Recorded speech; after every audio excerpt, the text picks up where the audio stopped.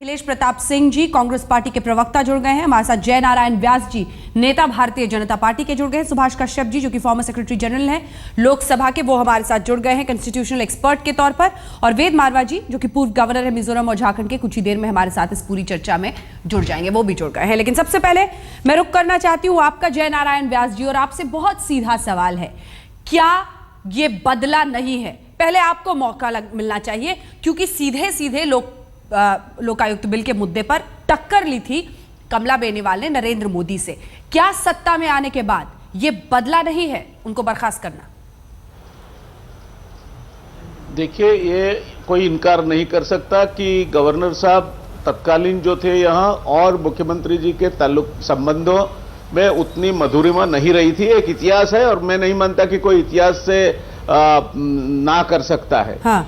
मगर आप एक बात समझिए कि आप ये इतिहास को लेके ये नहीं कह सकती कि किसी को किसी भी तरह की मनमानी या नियमों से हटके अपने पद का दुरुपयोग करने का लाइसेंस मिल जाता है। ठीक है। आज एक क्लास 1 अधिकारी या छोटा सा कर्मचारी भी अपना टीए बिल गलत रखता है तो उसके सामने इंक्वायरी होती है, वो घर जाता है। ठीक है। तो गवर्नरियल ऑफिस तो ये राज्य की सर्वोत्तम और सबसे बड़ी ऊपर की कॉन्स्टिट्यूशनल अथॉरिटी है। ठीक है। वो अगर हवाई उड्डयनों का ठीक है व्यास साहब उपयोग करे। हाँ व्यास साहब, वो तमाम आरोप हैं, एक सेकंड, वो तमाम आरोप है जो अपने दर्शकों को भी दिखा रहे हैं। राजस्थान में जमीन हड़पने का आरोप, गुजरात में दफ्तर के गलत इस्तेमाल का आरोप, गैर कानूनी एयर ट्रैवल का आरोप, इसके अलावा एयर ट्रैवल में खर्चा जो कि कई करोड़ पर पहुंच रहा है, निजी यात्रा को सरकारी यात्रा बताने का आरोप, ये तमाम आरोप है। ठीक है जी। तो फिर क्या जब आपने उनका तबादला किया कुछ दिनों पहले, तब आपको ये तमाम आरोप पता नहीं थे? तब आपने तबादला किया, पहले इस्तीफे का दबाव डाला, इस्तीफा नहीं दिया, तब तबादला किया। तबादले के वक्त भी तो ये तमाम आरोपों की जानकारी आपको रही होगी। आप गुजरात के हैं, नरेंद्र मोदी जी गुजरात के हैं, उसके बाद आपने तबादला किया। देखिए, और अब आपने जब देखा कि कुछ नहीं चला तब आपने बर्खास्त कर दिया। महामहिम राष्ट्रपति जी ने तबादले का हुक्म वो जो काउंसिल ऑफ मिनिस्टर्स है उनके सिफारिश के मुताबिक किया होगा, मगर उसी समय मैं मानता हूं कि ये प्रक्रिया भी चल रही होगी। अब जब वो प्रक्रिया जब तक चरम सीमा पे नहीं पहुंचती, जब तक प्रक्रिया पुख्ता नहीं होती, तब तक बीच रास्ते में तो प्रक्रिया को रोक भी नहीं सकते। और प्रक्रिया के तहत चलती है ये कि आप कोई अगर कदम भी उठाते तो उस समय पूर्वग्रहित माने जाते। तो ये प्रक्रिया चल रही होगी उस समय पे, क्योंकि वो रातों रात नहीं हुआ होगा फैसला। तो ये सत्ता में आपके आने के बाद से ही प्रक्रिया शुरू हो गई होगी। एक सेकंड, ये आपके सत्ता में केंद्र में आने के बाद से ही प्रक्रिया शुरू हो गई होगी, है ना? देखिए, आप इसको सत्ता से क्यों जोड़ते हैं? मैं आपको एक छोटी सी बात कहता हूं कि अगर कोई कर्मचारी या अधिकारी भी अपनी ऑफिस का दुरुपयोग करता है, अगर वो गलत टीए बिल बनाता है, अगर अपनी सरकारी यात्रा के नाम पे अपनी खुद के काम के लिए चला जाता है, तो उसके लिए उसको तुरंत निलंबित किया जाता है। ये सर्विस कोड ऑफ कंडक्ट और रूल्स में प्रावधान है। तो एक राज्यपाल, महामहिम राज्यपाल जैसे पद पे, सर्वोच्च पद पे बैठी हुई व्यक्ति 228 घंटे यानी महीने में 3 बार 2 घंटे एयर डिस्टेंस है आने जाने का जयपुर और अहमदाबाद के बीच, यानी महीने में 3 बार अगर वो जयपुर गई और फिर मान लो कि इत्तेफाक के खातिर कि वो वहां 3-4 दिन भी रुकी, यानी कि 12 दिन तो वो अपने हेडक्वार्टर से गैरहाजिर थी, अपने काम से वो हाजिर नहीं थी। तो ये चीजें आप क्यों नहीं गिनते कि ये जो चीजें हैं काफी गंभीर है? ठीक है, आरोपों के आधार पर कितने लोगों के खिलाफ कार्रवाई हो रही है नहीं हो रही है इस पर भी अलग से बात कर लेंगे। लेकिन अखिलेश प्रताप सिंह जी, फिर क्यों आप लोग शोर मचा रहे हैं कि गैर संवैधानिक है? ये वो आरोपों की लिस्ट है और तमाम डेटा है जो ये बता रहे हैं सबूतों के साथ कि हाँ ये डिस्क्रिपेंसीज है कमला बेनीवाल में। देखिए, अभी जो जय नारायण जी जो बातें कह रहे हैं हास्यास्पद के भी बियॉन्ड है। बोल रहे हैं कि सर्विस रूल बुक बताता है। अरे गवर्नर है, हेड ऑफ द गवर्नमेंट है, आपका क्लास 4 क्लास 3 क्लास 1 एम्प्लॉय नहीं है। आप कैसी भाषा बोल रहे हैं, कहां से बहस कर रहे हैं? पहली बात। दूसरी बात, उसके हटते ही आपके पास उनके करप्शन के चार्जेस दिख गए। जब तक आप वहां सीएम थे 1-2 महीने पहले तक या उसके पहले, तब तक कुछ जानकारी नहीं थी आपको। वेंडेटा और किसको कहते हैं, इस तरह से करने वाले भी थानेदार भी किसी को पकड़ते हैं तो कोई फर्जी धारा भी लगाते हैं। ये थोड़ी कहते हैं हम पशु को बंद कर रहे हैं, वो भी कहते हैं कि इस धारा में या इस कारण से मैंने इसको बंद किया या किया है जी। तो आज आप लाख कह लें, और महत्वपूर्ण बात यह है अंजना कि व्यक्ति की विचारधारा और उसका जो सोच है या जो उसका काम करने का स्टाइल है या जो चाहता है करना या करता रहा है अतीत, वो जल्दी बदलता नहीं है। हाँ। बहुत महान लोग होते हैं जो अपने व्यक्तित्व के कर्मों को परिस्थिति अनुसार। ठीक है, आप क्या इशारा करना चाह रहे हैं मैं समझ गई हूँ। ये सवाल भी जयनारायण व्यास जी के पास लिए चलेंगे, लेकिन एक बार सीधे रुक करते हैं सुभाष कश्यप जी का, क्योंकि कुछ तथ्यों को समझना भी बहुत जरूरी है। और इसीलिए सुभाष कश्यप जी, क्या ये संविधान के खिलाफ है, जैसा कि कांग्रेस पार्टी और तमाम पार्टियां आरोप लगा रही हैं, कमला बेनीवाल को बर्खास्त करना? देखिए, राजनीति से अलग हटकर अगर मैं केवल संविधान और कानून की बात करूं, तो संविधान के अनुसार, कानून के अंतर्गत ये स्पष्ट प्रावधान है कि जो राज्यपाल हैं वो राष्ट्रपति के प्रसाद पर्यंत अपने पद पर रह सकते हैं जी, यानी प्लेजर ऑफ द प्रेसिडेंट, और जिसके मायने राष्ट्रपति कभी भी उनको हटा सकते हैं। मामला उच्चतम न्यायालय में एक बार से अधिक गया, और जो लेटेस्ट जजमेंट है बीपी सिंगल वाला, उसमें उच्चतम न्यायालय ने सारी स्थिति स्पष्ट कर दी।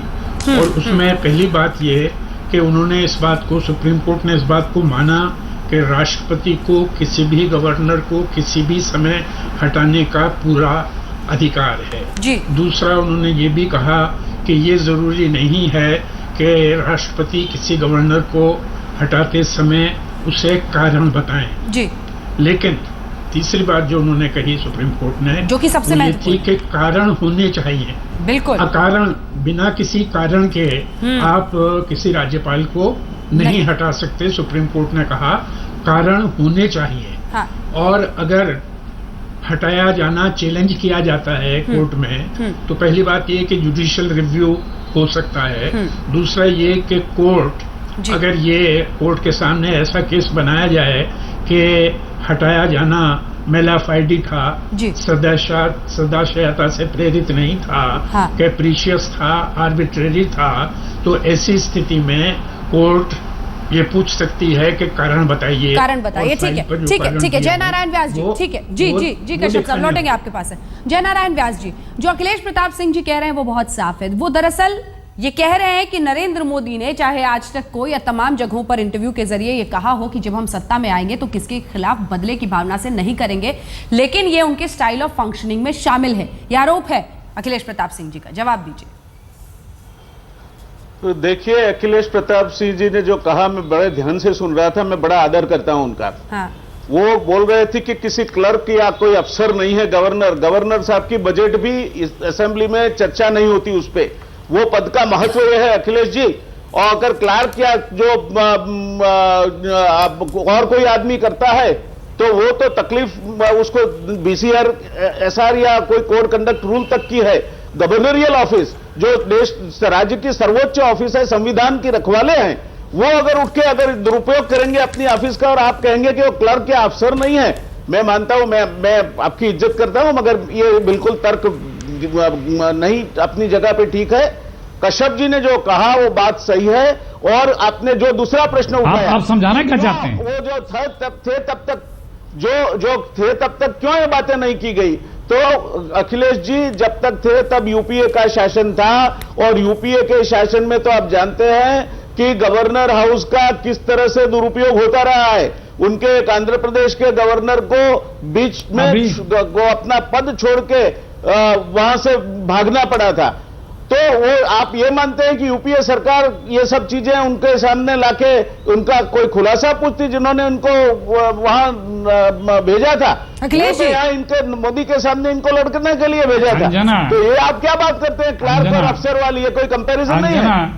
एक ब्रेक के लिए मुझे मजबूरन रुकना पड़ रहा है। जबरदस्ती जब बात करनी है, जिसे जबरदस्ती जब बात करनी तो क्या करेगा? वो यही करेगा जो व्यास जी कर रहे हैं। गवर्नर पे आपने आरोप लगा दिए। गवर्नर ठीक है, वो हटाना था तो आपने पेपर बनाए होंगे क्या बदला शामिल है? क्योंकि एक के बाद एक ये इस तरह के जो कदम उठाए जा रहे हैं उसको लेकर सवाल खड़े हो रहे हैं मोदी सरकार पर। अखिलेश जी, आप जयनारायण व्यास जी की बात का जवाब देना चाह रहे थे, जल्दी से। नहीं, मैं यही कह रहा था अंजना कि ये क्या बताना चाह रहे थे कि गवर्नर, इन्हें यह भी पता होने थे कि गवर्नर पे कोई चार्जशीट नहीं लग सकती है। वो ठीक है, हटाने के लिए कुछ अपने फॉर्मेलिटी के लिए पेपर बनाए होंगे।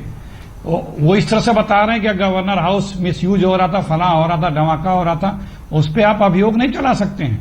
तो ये क्यों देश को गुमराह कर रहे हैं? और दूसरी बात कि पहले इन्हीं के सांसद गए थे सुप्रीम कोर्ट और उन्हीं के सांसद के बाद एक सुप्रीम कोर्ट का जजमेंट आया कि आपको ये नॉर्म्स फॉलो करने होंगे, लेकिन इन्होंने वो सब चीजें नहीं मानी, वो सब जग जाहिर है।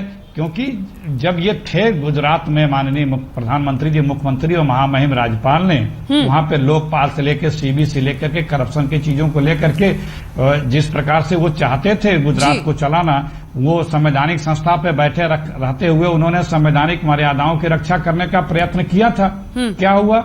सुप्रीम कोर्ट तक गए गुजरात की गवर्नमेंट, लेकिन हाईकोर्ट सुप्रीम कोर्ट सब जगह से पराजित हुए। उसके बाद इन्होंने लोकपाल बनाया, लेकिन वो लोकपाल कैसा बनाया है? लोकायुक्त, जिसको एक कोई इंक्वायरी करने का अधिकार नहीं है, गवर्नमेंट से पूछने का जयनारायण व्यास जी जवाब दीजिए। नाखून के बनाया, तो ये जयनारायण जी व्यास जी जवाब दीजिए। ये अतीत देखिए अंजना जी, हाँ। या तो मेरी हिंदी उतनी खराब है कि मैं अखिलेश जी तक मेरी समझ नहीं पहुंचा रहा हूं, हाँ। या तो फिर बात यह है कि आप चाहे कोई आदमी सो रहा है उसको जगा सकते हैं, मगर जो जाग रहा है और सोने का ही वो अनुमान लगा के बैठा है उसको आप नहीं जगा सकते। मैं ये कह रहा था कि ये जो सुप्रीम कोर्ट के केस की आप बात कर रहे हो, वो केस में सुप्रीम कोर्ट ने गवर्नर का जो नियुक्ति थी उसको मान्य नहीं रखी थी, आपको शायद पता होगा। दूसरी बात, मैं राजभवन के गैर वहां से और उपयोग हो रहा था उसकी बात नहीं करता। क्या भूमि कौभांड राजस्थान में भाजपा सरकार ने करवाया है? जयनारायण व्यास जी, हमारी वजह से हुआ था। जयनारायण व्यास जी, ये जो चलिए ठीक है, एक बात जरा एक मेरे सवाल का जवाब दीजिए। जयनारायण व्यास जी, एक मेरे सवाल का जवाब दीजिए। अखिलेश जी, आपकी बात भी लेंगे। ये आपने सिर्फ कमला बेनीवाल के ही फ्लाइट्स के बारे में और कितनी बार वो कहां उड़कर गई, कितने घंटे के लिए गई, क्या किया, कितने दिन रहा, ये सिर्फ कमला बेनीवाल के बारे में ही जानकारी हासिल की है या देश में जितने भी गवर्नर्स हैं उन सब के बारे में हासिल की है? और अगर की है तो देश को बताइए। अंजना जी, किसी भी तरह की जब एबनॉर्मलिटी है तो वो फौरन सतह पे आ जाती है। अच्छा। आप अब 288 घंटा एयर फ्लाइंग करो, यानी कि हर साल तो आप ये गारंटी देंगे कि ऐसी अबनॉर्मैलिटी और किसी भी संवैधानिक पद पर बैठे हुए किसी नेता ने नहीं करी है, या फिर आपकी नजर वहां तक नहीं पहुंची है, लेकिन आपकी नजर खास कमला बेनीवाल पर रही है? कमला बेनीवाल पर मैं नहीं मानता। देखिए, मैं करीब 20 साल से इस राज्य में मंत्री भी रहा हूं, विधायक भी रहा हूं, कई गवर्नरों के साथ मैंने काम भी किया है। आज तक ऐसी कोई घटना मैंने नहीं देखी जबकि गवर्नर साहब इतना समय अपना खुद।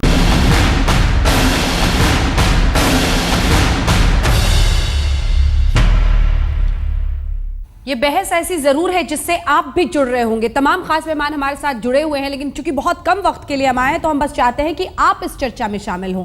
ये है वो सवाल, ये तमाम मेहमान हमारे साथ बने हुए, ये है वो सवाल, और आप भी इस मंच पर अपनी राय जरूर भेजिए। इस ब्रेक में जरूर SMS भेजिएगा, क्या कमला बेनीवाल को हटाया जाना बदले की भावना से है? फौरन भेजिए अपना जवाब, हमें इंतजार रहेगा। और फिर हम अंत में बताएंगे कि जनता की राय यानी हल्ला बोल के दर्शकों की राय इस पूरे मुद्दे पर क्या है।